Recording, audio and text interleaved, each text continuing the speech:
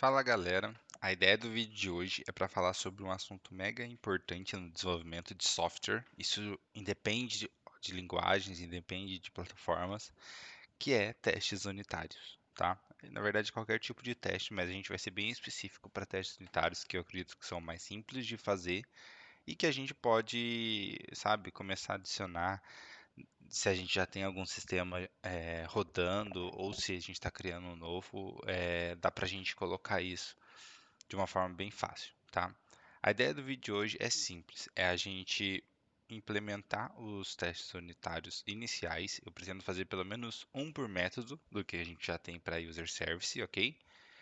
E para poder a gente liberar pro front-end falando, olha, pelo menos a gente tem tais testes iniciais. Por que eu estou fazendo isso?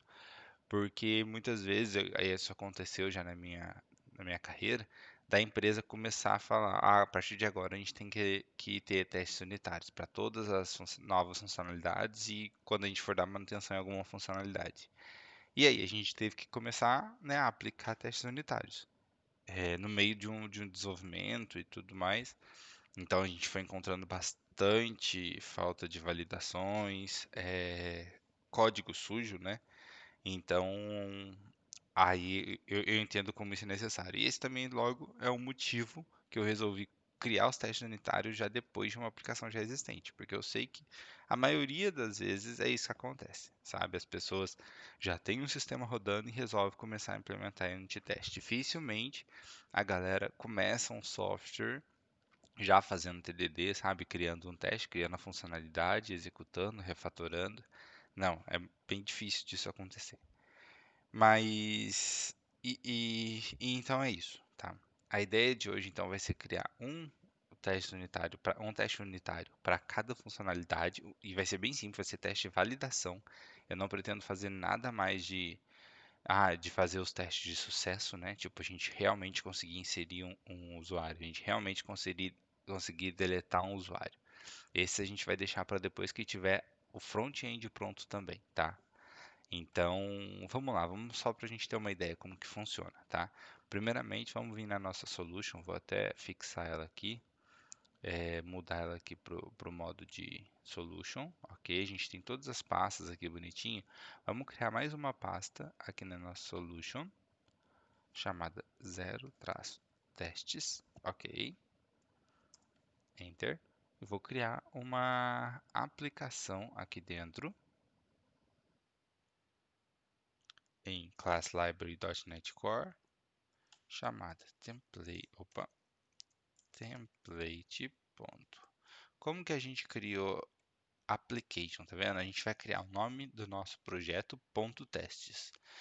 Como esses unit tests vão ser focados para classe, para camada de aplicação, então a gente vai dar um application.testes, ok?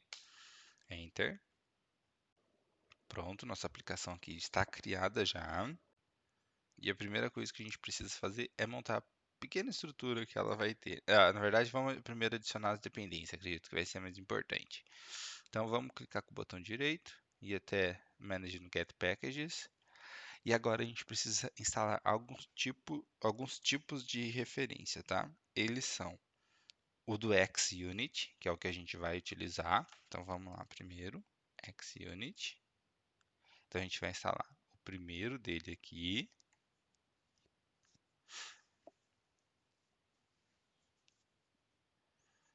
E algumas extensões, tá? Eu vou instalando todos aqui e depois eu mostro quais são os pacotes do XUnit já instalados, tá? Então aqui, galera, ó, depois de ter instalado todos os que a gente precisava, o que que a gente tem aqui, ó? Com relação ao XUnit, né, que era o que a gente estava fazendo, eu instalei o pacote completo, eu instalei uma extensão desse pacote, que são as abstrações para ele, uma outra extensão chamada Assert, que é responsável por validar os resultados, né? Conforme a gente precisa. O Core, ele inclui outras bibliotecas que a gente vai precisar para desenvolver os testes unitários. E essa extensão aqui, que ela é responsável para a gente conseguir rodar e debugar os nossos testes unitários dentro do Visual Studio. Então você vai ver que, por exemplo, às vezes vai estar dando algum erro e a gente precisa entender por quê. a gente consegue debugar, assim como quando a gente está desenvolvendo, tá? Então, através dessa aqui. Além disso, eu instalei o pacote mock, que ele é responsável para mocar, tipo, criar objetos fakes dentro da nossa aplicação para que a gente consiga desenvolver, sabe? Não precisando utilizar. Isso aqui a gente vai utilizar agora no começo só para mocar nossas interfaces, mas depois, quando a gente for desenvolver os testes de validações, por exemplo, de realmente inserir um usuário, realmente deletar um usuário, a gente vai utilizar esse mock. Porque aí ele não realmente insere no banco de dados, sabe? Ele valida a nossa classe com sucesso, porém ele não insere o valor no banco de dados. E esse aqui é o pacote responsável para para o Visual Studio reconhecer e buildar os projetos .NET Core, os projetos .NET dentro da nossa aplicação, beleza? Feito isso, vamos para o desenvolvimento da nossa primeira parte. Então, normalmente eu crio uma pasta responsável para services. Vamos dizer que a gente poderia ter outros tipos de pastas dentro da nossa application, né? Se a gente ver aqui, ó, temos aqui a classe service, tá? Então, simboliza que a gente vai aplicar os testes em cima dessa classe aqui. Então, e dentro dela vamos criar uma classe normal, chamada user service tests, ok? Que no caso é essa aqui. Vou adicionar ela como pública. E aqui eu vou trabalhar com a minha classe user service, né? Então, eu vou criar aqui ela privada. User Service. Então vamos importar, Ctrl P, Ctrl ponto a gente consegue importar aqui, tá? Vou criar um construtor para minha classe de testes, onde dentro desse construtor eu vou atribuir o valor dessa minha propriedade User Service. E aí aqui agora que a gente vai utilizar o mock, tá? Perceba que a gente precisa injetar, né, a interface de repositório de usuário e a interface do IMapper, tá? Do AutoMapper.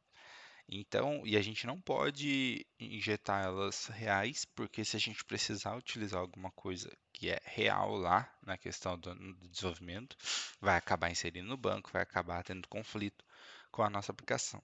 Então, a gente vem aqui dar um new mock, com quem já, ok, new mock. Eu falo qual que é o tipo dele, então é user repository. E aí eu dou Ctrl ponto também para importar as minhas interfaces de repositório, tá?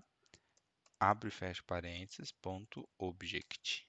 Que o object, se a gente olhar aqui, olha lá, ele expõe todo o objeto mocado e instanciado, tá? Além disso, vírgula, agora a gente tem que fazer a mesma coisa para o IMAC, para o IMapper. IMapper, Ctrl ponto, ponto object, ok? Então agora já temos nossa classe funcionando e vamos criar o nosso primeiro método que vai ser responsável por validar o post, tá? Então a gente vai fazer uma pequena análise. Depois, quando eu terminar essa parte aqui, vamos ver. Vou colocar aqui um fact, tá? E vou criar aqui meu método. E aí, como que eu falo? Eu costumo fazer para nomes de métodos de testes, ok? Eu falo qual que é o nome do meu método que eu vou testar. No caso é post, que é esse método aqui, ok? Underline o que eu estou fazendo, que vai ser sending valid ID, tá? Abre e fecha parênteses. O que que eu quero dizer aqui?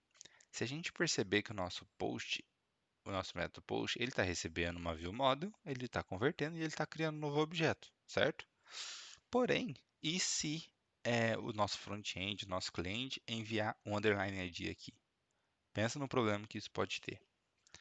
Então, porque aí já seria um usuário já existente, ou então o front-end estaria manipulando esse ID, né? Ele estaria criando, o que não é o correto. Então, nós precisamos ter uma validação aqui para não deixar esse objeto, quando tiver um ID, um ID, né? Não deixar ele entrar nesse método. Então, e aí eu vou fazer as validações aqui mesmo na classe service, tá? Como eu falei já, a gente vai ter uma aula só de refatoração, que aí a gente vai conseguir separar as validations, que a gente vai conseguir separar criação de objetos e tudo mais. Mas no momento eu vou fazer bem aqui mesmo, só porque o foco nosso aqui é os testes unitários. Então eu vou vir aqui e vou dar um. Vamos só verificar se o nosso eh, teste unitário está rodando. Eu vou dar um. Olha lá, só validar que ele tem que ser true e o resultado vai ser true. Então, se a gente vir aqui agora, percebo que já apareceu aqui, certo? Que ele não rodou ainda.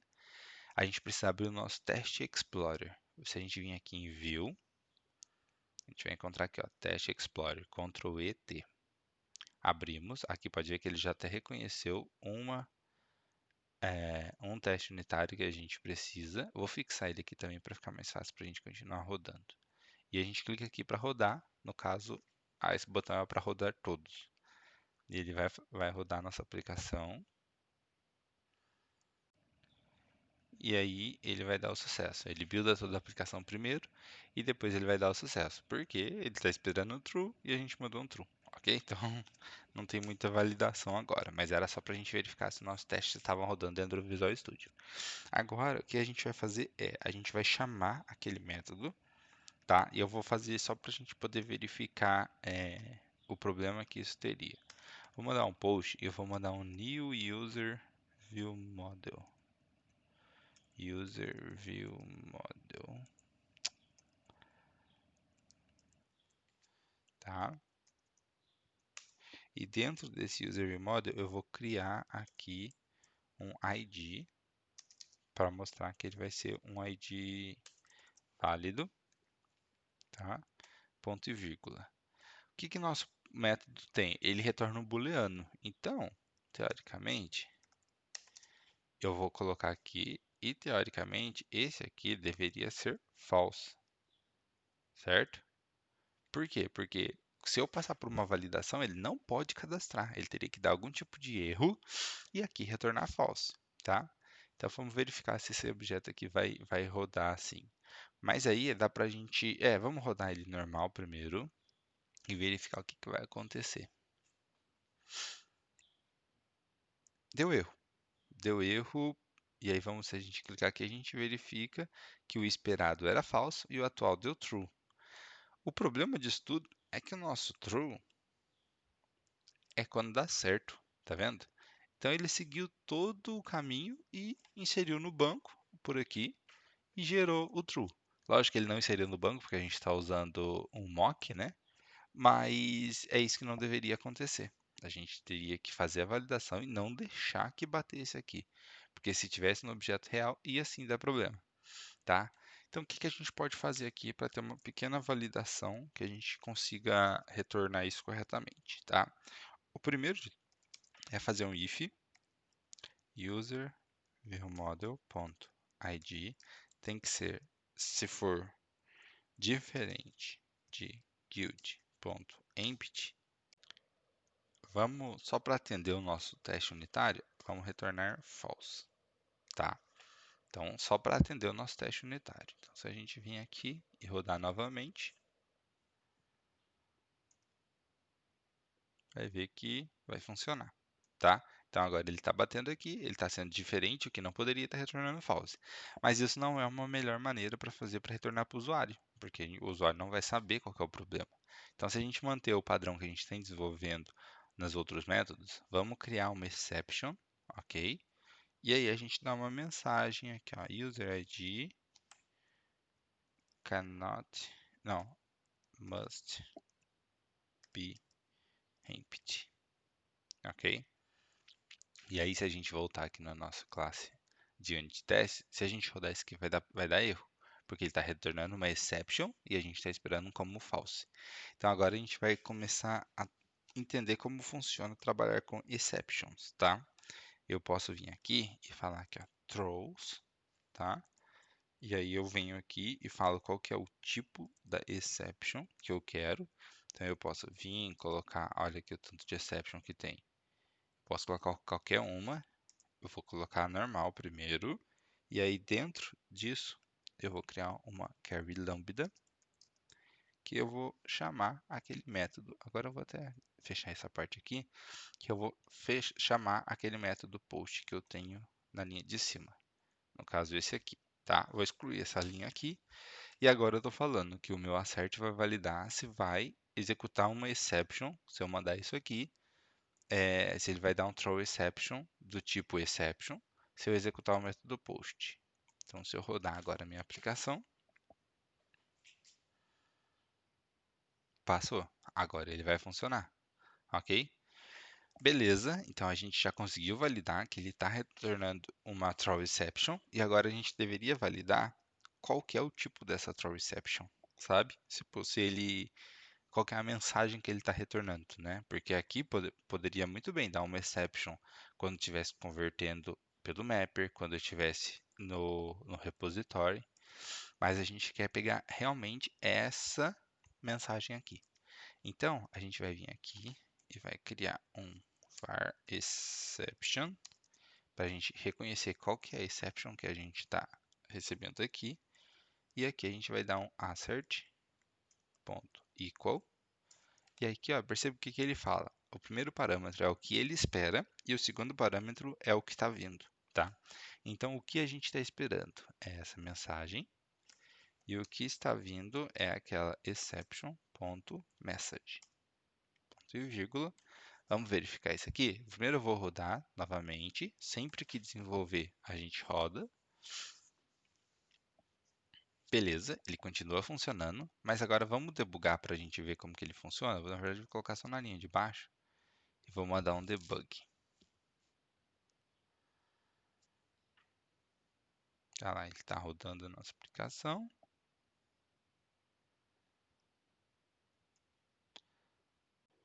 Aqui, ó, ele já deu erro, né? Porque como está debugando, ele vemos que caiu lá nessa throw exception. Se eu der um F5, caiu aqui. E aí a gente consegue verificar que realmente gerou uma exception cuja mensagem é a que a gente espera, tá? Então é isso que vai fazer.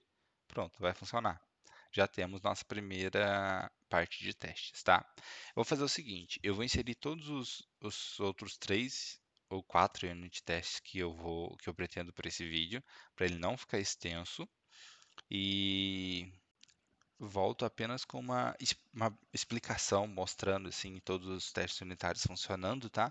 Porque ele já bateu mais de 17 minutos, então acho que vai ficar muito grande, vai acabar atrapalhando o entendimento, beleza? Então, rapidinho eu já vou fazer isso aqui. Então, e aí se a gente vê agora, acabei de terminar aqui os testes unitários, pode ver que estão todos passando. E o que eu fiz basicamente foi gerenciar as exceptions que a gente poderia dar, já que agora os nossos testes são responsáveis por fazer as validações, tá? Então eu fiz um para post, um para get by ID, enviando um ID vazio, tá vendo? Isso eu fiz o mesmo para o delete, enviando um ID vazio. E para o put, eu fiz o contrário do post. Eu enviei, eu queria editar alguma coisa sem ter um usuário, sem ter um ID, sabe? O que não seria possível, né? Então, aí agora também a gente vai fazer essa validação. E por último, eu fiz aqui, por autenticar, eu mandando um objeto também vazio, sem o e-mail e a senha, no caso, né? Que aí ele bloquearia, ele falaria aqui, e-mail and password are required. Então, agora, se a gente for lá na nossa classe de serviço, a gente pode ver que agora a gente tem toda uma validação de exception.